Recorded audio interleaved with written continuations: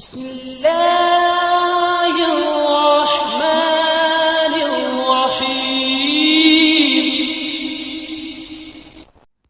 اعوذ باللہ من الشیطان الرجیم، بسم اللہ الرحمن الرحیم۔ السلام علیکم۔ آج آپ کا میزبان ڈاکٹر کاشف بشیر تفہیم القرآن سیریز کی قسط نمبر 275 کے ساتھ آپ کے سامنے حاضر خدمت ہے، جس میں ہم انشاءاللہ العزیز سورۃ الانبیاء کی آیت نمبر 85 سے لے کر 93 تک کا ترجمہ اور تفسیر آپ کے سامنے پیش کریں گے، اور اس حصے کا موضوع ہے اللہ تعالیٰ کے برگزیدہ انبیاء۔ اللہ تعالیٰ سے دعا ہے کہ اللہ تعالیٰ ہماری اس کوشش کو قبول فرمائے، ہمارے پڑھنے اور آپ کے سننے کو قبول فرمائے، اور اس کی برکت سے ہماری زندگیوں میں مثبت تبدیلیاں رونما ہوں۔ بسم اللہ الرحمن الرحیم۔ وَإِسْمَاعِيلَ وَإِدْرِيسَ وَذَا الْكِفْلِ كُلٌّ مِّنَ الصَّابِرِينَ۔ ترجمہ، اور یہی نعمت اسماعیل علیہ السلام اور ادریس علیہ السلام اور ذوالکفل علیہ السلام کو دی کہ یہ سب صابر لوگ تھے۔ ذوالکفل کا لفظی ترجمہ ہے صاحب نصیب، اور مراد ہے اخلاقی بزرگی اور ثواب آخرت کے لحاظ سے صاحب نصیب، نہ کہ دنیاوی فوائد و منافع کے لحاظ سے۔ یہ ان بزرگ کا نام نہیں بلکہ لقب ہے۔ قرآن مجید میں 2 جگہ ان کا ذکر آیا ہے، اور دونوں جگہ ان کو اسی لقب سے یاد کیا گیا ہے، نام نہیں لیا گیا۔ مفسرین کے اقوال اس معاملے میں بہت مضطرب ہیں کہ یہ بزرگ کون ہیں، کس ملک اور قوم سے تعلق رکھتے ہیں، اور وہ کس زمانے میں گزرے ہیں۔ کوئی کہتا ہے کہ یہ حضرت زکریا علیہ السلام کا دوسرا نام ہے، اور کوئی کہتا ہے یہ حضرت الیاس علیہ السلام ہے۔ کوئی یوشع بن نون کا نام لیتا ہے، کوئی کہتا ہے یہ علیسیٰ ہے، اور کوئی انہیں حضرت علیسیٰ علیہ السلام کا خلیفہ بتاتا ہے، اور کسی کا قول ہے کہ یہ حضرت ایوب علیہ السلام کے بیٹے تھے جو ان کے بعد نبی ہوئے، اور ان کا اصلی نام بشر تھا۔ آلوسی نے روح المعانی میں لکھا ہے کہ یہودیوں کا دعویٰ ہے کہ یہ حزقیال یعنی حزقیل نبی ہیں جو بنی اسرائیل کی اسیری سن 597 قبل مسیح کے زمانے میں نبوت پر سرفراز ہوئے، اور نہر خابور کے کنارے ایک بستی میں فرائض نبوت انجام دیتے رہے۔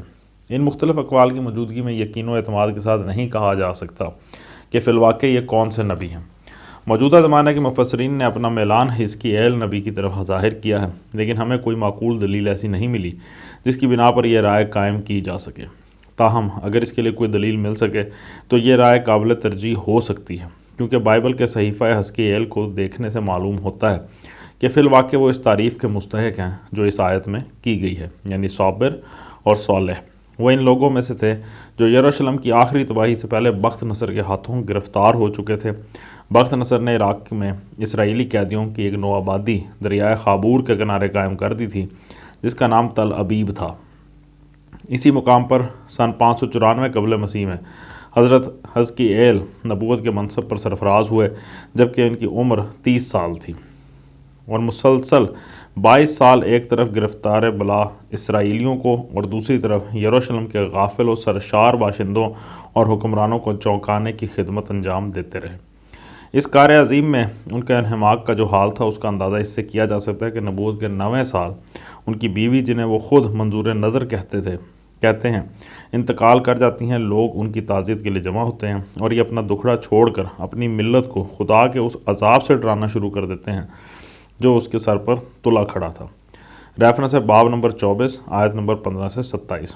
بائبل کا صحیفہ حزقیل ان صحیفوں میں سے ہے جنہیں پڑھ کر واقعی یہ محسوس ہوتا ہے کہ یہ الہامی کلام ہے۔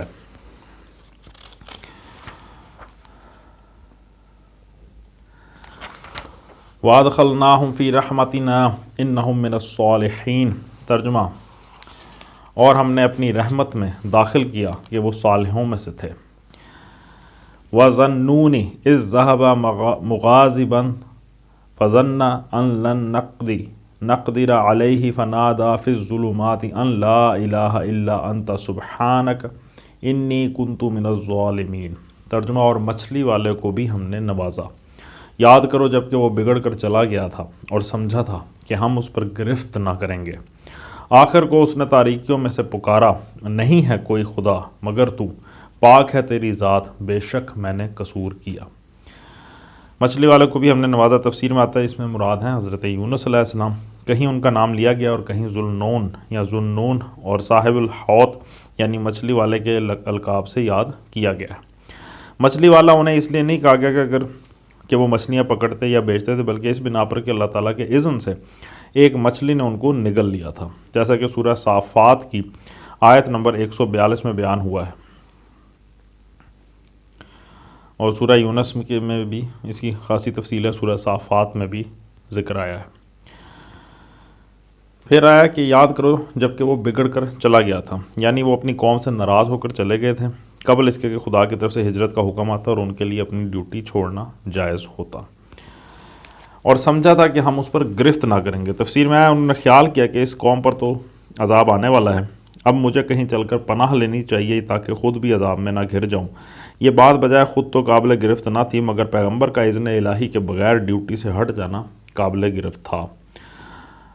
آیت میں پھر آیا کہ آخر کو اس نے تاریکیوں میں سے پکارا، یعنی مچھلی کے پیٹ میں سے جو خود تاریک تھا، اور اوپر سے سمندر کی تاریکیاں بھی مزید اس پہ شامل تھیں۔ فَاسْتَجَبْنَا لَهُ وَنَجَّيْنَاهُ مِنَ الْغَمِّ وَكَذَلِكَ نُجِيِّ الْمُؤْمِنِينَ۔ ترجمہ: تب ہم نے اس کی دعا قبول کی اور غم سے اس کو نجات بخشی، اور اسی طرح ہم مومنوں کو بچا لیا کرتے ہیں۔ وَزَكَرِيَّا إِذْ نَادَى رَبَّهُ رَبِّ لَا تَذَرْنِي فَرْدًا وَأَنْتَ خَيْرُ الْوَارِثِينَ۔ ترجمہ: اور زکریا کو جب کہ اس نے اپنے رب کو پکارا کہ اے پروردگار مجھے اکیلا نہ چھوڑ، اور بہترین وارث تو تو ہی ہے۔ فَاسْتَجَبْنَا لَهُ وَوَهَبْنَا لَهُ يَحْيَىٰ وَأَصْلَحْنَا لَهُ زَوْجَهُ إِنَّهُمْ كَانُوا يُسَارِعُونَ فِي الْخَيْرَاتِ وَيَدْعُونَنَا رَغَبًا وَرَهْبًا وَكَانُوا لَنَا خَاشِعِينَ۔ ترجمہ: پس ہم نے اس کی دعا قبول کی اور اسے یحییٰ عطا کیا، اور اس کی بیوی کو اس کے لیے درست کر دیا۔ یہ لوگ نیکی کے کاموں میں دوڑ دھوپ کرتے تھے اور ہمیں رغبت اور خوف کے ساتھ پکارتے تھے، اور ہمارے آگے جھکے ہوئے تھے۔ اس کی بیوی کو درست کر دیا۔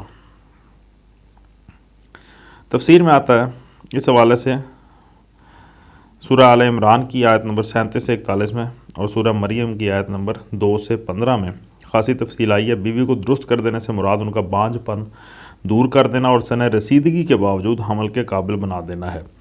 بہترین وارث تو تو ہی ہے، یعنی تو اولاد نہ بھی دے تو غم نہیں، تیری ذات پاک وارث ہونے کے لیے کافی، یہ ان کی دعا تھی۔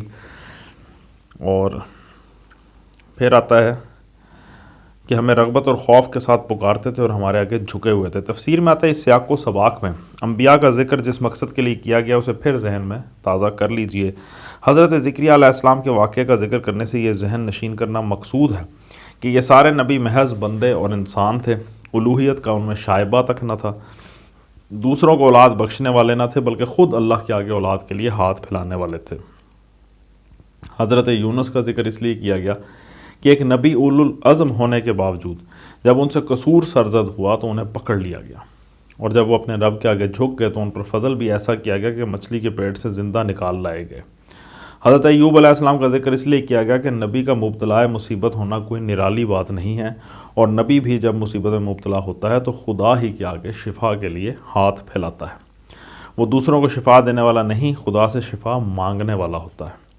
پھر ان سب باتوں کے ساتھ ایک طرف یہ حقیقت بھی ذہن نشین کرنی مقصود ہے کہ یہ سارے انبیاء توحید کے قائل تھے اور اپنی حاجات ایک خدا کے سوا کسی کے سامنے نہ لے جاتے تھے، اور دوسری طرف یہ بھی جتانا مقصود ہے کہ اللہ تعالیٰ ہمیشہ غیر معمولی طور پر اپنے نبیوں کی مدد کرتا رہا ہے۔ آغاز میں خواہ کیسی ہی آزمائشوں سے ان کا سابقہ پیش آیا ہو، مگر آخرکار ان کی دعائیں معجزانہ شان کے ساتھ پوری ہوئی ہیں۔ واللتی احسنت فرجها فنفخنا فیها من روحنا وجعلناها وابنها آیۃ للعالمین۔ ترجمہ: اور وہ خاتون جس نے اپنی عصمت کی حفاظت کی تھی، ہم نے اس کے اندر اپنی روح سے پھونکا اور اسے اور اس کے بیٹے کو دنیا بھر کے لیے نشانی بنا دیا۔ تفسیر میں آتا ہے کہ خاتون سے مراد حضرت مریم علیہ السلام ہیں، اور ہم نے اس کے اندر اپنی روح سے پھونکا۔ اس حوالے سے تفسیر میں آتا ہے کہ حضرت آدم علیہ السلام کے متعلق بھی یہ فرمایا گیا تھا، جس کا ترجمہ ہے سورہ صاد کی آیت نمبر 71 سے 72 تک میں مٹی سے ایک بشر بنا رہا ہوں، بس اے فرشتوں جب میں اسے پورا بنا لوں اور اس میں اپنی روح سے پھونک دوں تو تم اس کے آگے سجدے میں گر جانا۔ پھر یہی بات حضرت عیسیٰ کے متعلق مختلف مقامات پر فرمائی گئی ہے، جیسے کہ سورہ نساء میں فرمایا آیت نمبر 171 میں کہ اللہ کا رسول اور اس کا فرمان جو مریم کی طرف القا کیا گیا اور اس کی طرف سے ایک روح۔ پھر سورہ تحریم میں ارشاد ہوا آیت نمبر 12 میں، جس کا ترجمہ ہے اور عمران کی بیٹی مریم جس نے اپنی شرمگاہ کی حفاظت کی، پس پھونک دیا ہم نے اس میں اپنی روح سے۔ اس کے ساتھ یہ امر بھی پیش نظر رہے کہ اللہ تعالیٰ حضرت عیسیٰ علیہ السلام کی پیدائش اور حضرت آدم علیہ السلام کی پیدائش کو ایک دوسرے کے مشابہ قرار دیتے ہیں۔ چنانچہ سورہ آل عمران میں فرمایا آیت نمبر 59 میں، عیسیٰ کی مثال اللہ کے نزدیک آدم کی سی ہے جس کو اللہ نے مٹی سے بنایا، پھر فرمایا ہو جا اور وہ ہو جاتا ہے۔ اس طرح ان آیات پر غور کرنے سے یہ بات سمجھ میں آتی ہے کہ معمولی طریقہ تخلیق کے بجائے جب اللہ تعالیٰ کسی کو براہ راست اپنے حکم سے وجود میں لا کر زندگی بخشتا ہے تو اس کو اپنی روح سے پھونکنے کے الفاظ سے تعبیر فرماتا ہے۔ اس روح کی نسبت اللہ کی طرف غالباً اس وجہ سے کی گئی ہے کہ اس کا پھونکا جانا معجزے کی غیر معمولی شان رکھتا ہے۔ آیت کے آخر میں آیا اسے اور اس کے بیٹے کو دنیا بھر کے لیے نشانی بنا دیا۔ تفسیر میں آتے ہیں یعنی یہ دونوں ماں بیٹے خدا یا خدائی میں شریک نہ تھے بلکہ خدا کی نشانیوں میں سے ایک نشانی تھے۔ نشانی وہ کس معنی میں تھے، اس حوالے سے سورہ مریم اور سورہ مومنون میں خاصی تفصیل آئی ہے۔ ان ھذہ امتکم امۃ واحدہ وانا ربکم فاعبدون، ترجمہ یہ تمہاری امت حقیقت میں ایک ہی امت ہے اور میں تمہارا رب ہوں، پس تم میری عبادت کرو۔ وَتَقَطَّعُوا أَمْرَهُمْ بَيْنَهُمْ كُلٌّ إِلَيْنَا رَاجِعُونَ، ترجمہ مگر یہ لوگوں کی کارستانی ہے کہ انہوں نے آپس میں اپنے دین کو ٹکڑے ٹکڑے کر ڈالا، سب کو ہماری طرف پلٹنا ہے۔ تفسیر میں آتا ہے تم کا خطاب تمام انسانوں کی طرف ہے، مطلب یہ ہے کہ اے انسانوں تم سب حقیقت میں ایک ہی امت ہو اور ایک ہی ملت تھے۔ دنیا میں جتنے نبی بھی آئے وہ سب ایک ہی دین لے کر آئے، اور وہ اصل دین یہ تھا کہ صرف ایک اللہ ہی انسان کا رب ہے اور اکیلے اللہ ہی کی بندگی اور پرستش کی جانی چاہیے۔ بعد میں جتنے مذاہب پیدا ہوئے وہ اسی دین کو بگاڑ کر بنا لیے گئے، اس کی کوئی چیز کسی نے لی اور کوئی دوسری چیز کسی اور نے، اور پھر ہر ایک نے ایک جز اس کا لے کر بہت سی چیزیں اپنی طرف سے اس کے ساتھ جوڑ لی۔ اس طرح یہ بے شمار ملتیں وجود میں آئیں۔ اب یہ خیال کرنا کہ فلاں نبی فلاں مذہب کا بانی تھا اور فلاں نبی نے فلاں مذہب کی بنا ڈالی اور انسانیت میں یہ ملتوں اور مذہبوں کا تفرقہ انبیاء کا ڈالا ہوا ہے، محض ایک غلط خیال ہے۔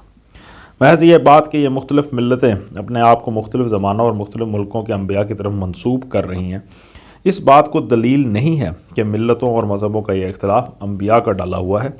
خدا کے بھیجے ہوئے انبیاء 10 مختلف مذہب نہیں بنا سکتے تھے اور نہ ایک خدا کے سوا کسی اور کی بندگی سکھا سکتے تھے۔ صدق اللہ العلی العظیم۔ الحمدللہ آج ہم نے سورۃ الانبیاء کی آیت نمبر 93 تک کا ترجمہ اور تفسیر آپ کے سامنے پیش کرنے کی کوشش کی ہے۔ اللہ سے دعا ہے کہ اللہ تعالیٰ ہمیں قرآن مجید کے مضامین کو سمجھنے کی، ان کو اپنے دل و دماغ میں بٹھانے کی توفیق عطا فرمائے اور ہمیں اس توفیق سے نوازے کہ ہم ان تعلیمات کو اپنی زندگیوں میں نافذ العمل کر سکیں۔ اسی دعا کے ساتھ آپ سے اجازت چاہیں گے، اپنا بہت خیال رکھیں۔ آپ لوگوں کا بہت بہت شکریہ۔ اللہ حافظ۔